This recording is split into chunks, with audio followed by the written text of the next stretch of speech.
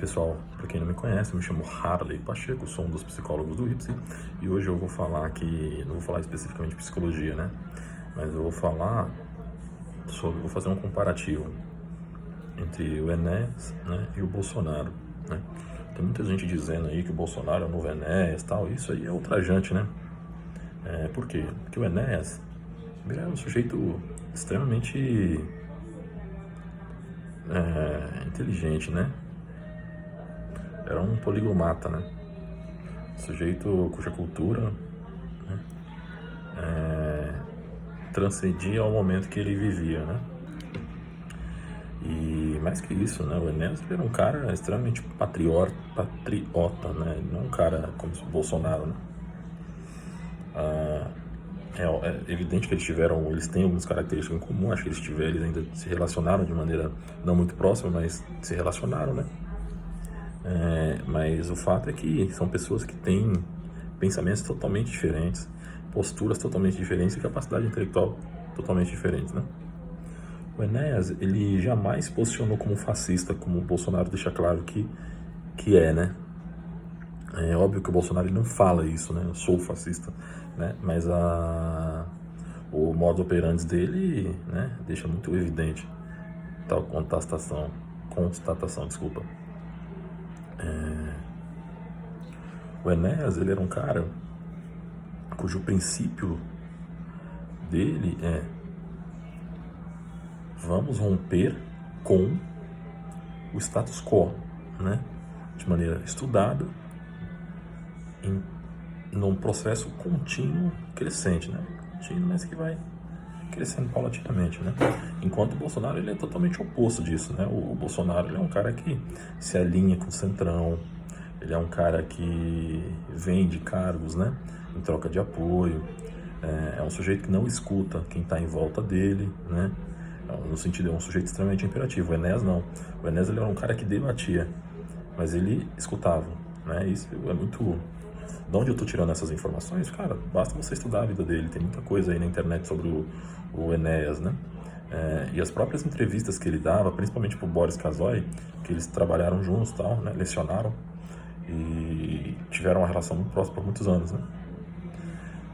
Eu acho que, tanto que o próprio Enéas, quando questionado sobre essas questões de romper com o status quo, ele defendia isso de maneira muito contundente, né? Enquanto o Bolsonaro não, né? O Bolsonaro, ele está muito mais alinhado com um liberalismo do que o Enéas, né? O Enéas era contra radicalmente a privatização de algumas estatais, né? Estatais que ele chamava de estratégica, né? Enquanto o Bolsonaro, ele segue uma linha de privatiza, né? O Enéas, ele é um cara que é de uma linha que ele é contra todo tipo de relacionamento nacional, né, abusivo, né, onde o Brasil se coloque de uma maneira submissa, né, a outras nações, principalmente aos Estados Unidos, né. E o Bolsonaro não, né? O Bolsonaro é um sujeito que ele tem uma ideologia totalmente submissa e né, alinhada com os Estados Unidos, mas no sentido de submisso, né?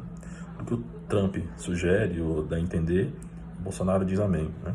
Então, acho que só essa característica, ela já desmonta todo esse negócio de que eles são parecidos, né? Até porque você não compara uma mente brilhante com uma pessoa comum, né? Como que o Enéas, ele é óbvio que eles têm algumas convergências, né, de ideias. Primeiro, isso todo mundo tem. Você, sendo de direita ou não, sendo de direita ou de esquerda, em algum momento eles vão convergir em ideias, isso é normal. Mas o fato é que são pessoas cuja né, existe uma disparidade de pensamento ontológica. O próprio Enéas, ele muitas e muitas vezes questiona como que pessoas que não são técnicas em determinadas áreas são ministros, né? Deu o exemplo, inclusive, do Serra. Como que o Serra, por mais que fosse um bom gestor, era ministro de saúde e não era médico, né? Então, para isso, chega a ser ridículo. Então, você vê o próprio Bolsonaro, ele botou o ministro lá, o Pazuello, que não é médico, né? É um cara que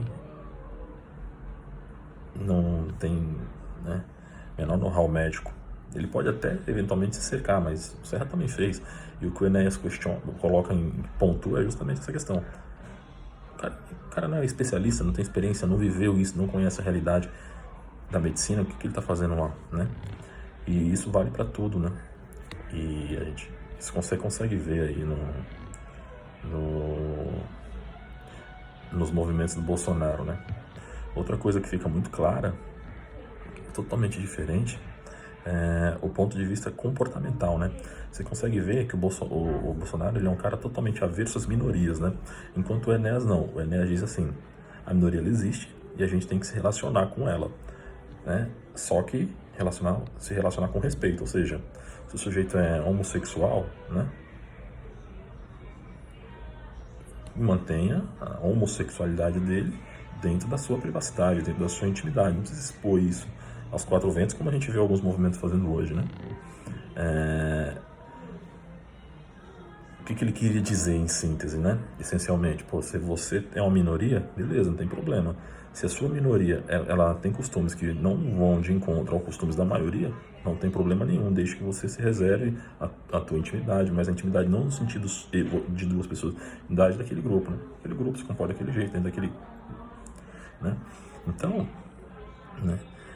Isso é muito claro. Uma outra coisa que eu acho que é uma das coisas mais diferentes de ambos, né, é que o Enéas ele é totalmente contra uma ruptura armada, como o Bolsonaro, o general Heleno e os próprios filhos do Bolsonaro eles tentam impor, né? Eu sei que isso é só discurso, né? Que a gente não está mais em 1960, né? A gente não está em 68, né? Hoje a gente tem 200 milhões, né, de gente, não é o mesmo pessoal daquela época, não é o mesmo tipo de informação. Então eu sei que eles fazem isso para jogar para galera, né? Jogar para o público deles, mas eu não estou falando disso. O que eu estou dizendo o Enéas ele era totalmente contra uma ruptura que não fosse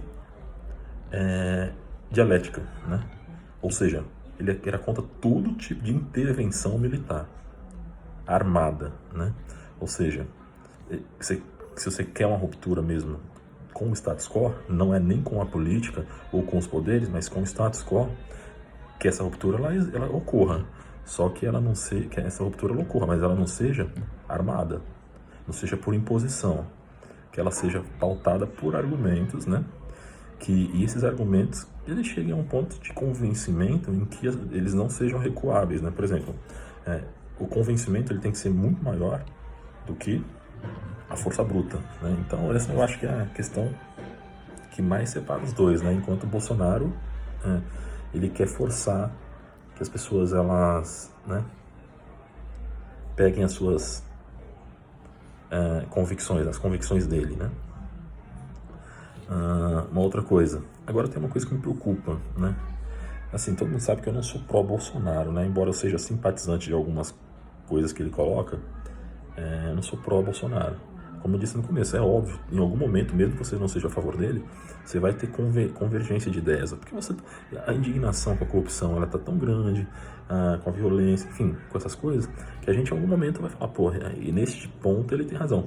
Mas isso não quer dizer que você seja um pet dele, né? Mas enfim, a questão é, o que o Dr. Enéas e o Bolsonaro eles têm em comum? Nada, né?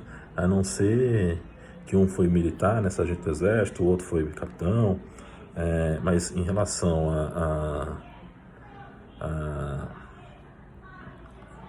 a semelhanças, pô, eu vejo uns vídeos no YouTube que os caras são parecidos nada. O Enéas jamais mandaria um repórter calar a boca, ou ele jamais chamaria alguém ofenderia alguém como eles ofenderam naquela reunião ministerial, né, com o Palácio de Baixo Calão, até porque o Enéas ele era um sujeito de muito conhecimento, né? Então, assim, não tem cabimento esse tipo de afirmação. Agora, como eu ia falando, eu acabei que não falei. Todo mundo sabe que eu não sou pró-Bolsonaro, né? Mas eu acho que sim, ele foi eleito, né? Pela maioria de votos válidos, né? Não pela maioria das pessoas. A maioria das pessoas não elegeram Bolsonaro, né? Seus votantes, né?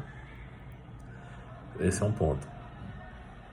Ele chegou no poder. Então ele tem que sair quando acabar os 4 anos, você gostando ou não, né?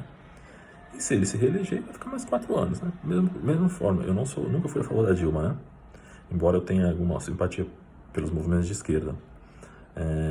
Nem do Lula também, assim, eu sempre fui muito contra, né?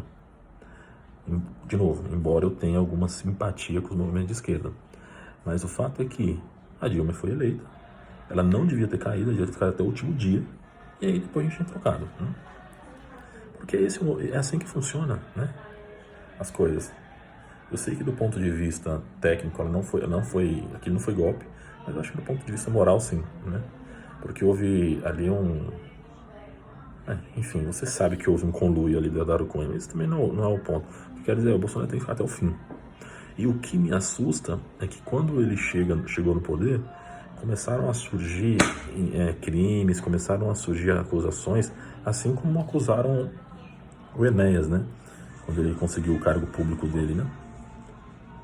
Começaram a acusá-lo de algumas coisas, e muitas vezes levianas, né? A mídia começou a tentar derrubá-lo para que ele não...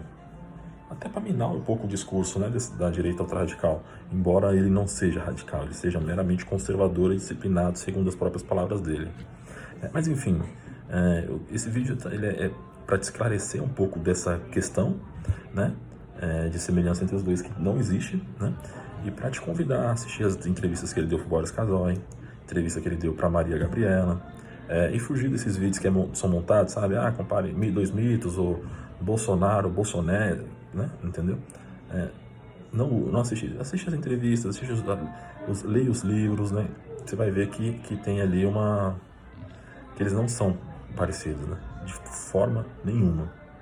Né? E isso que eu falei aqui, você vai poder pontuar, inclusive, nessas entrevistas. Beleza? Tamo junto aí, pessoal.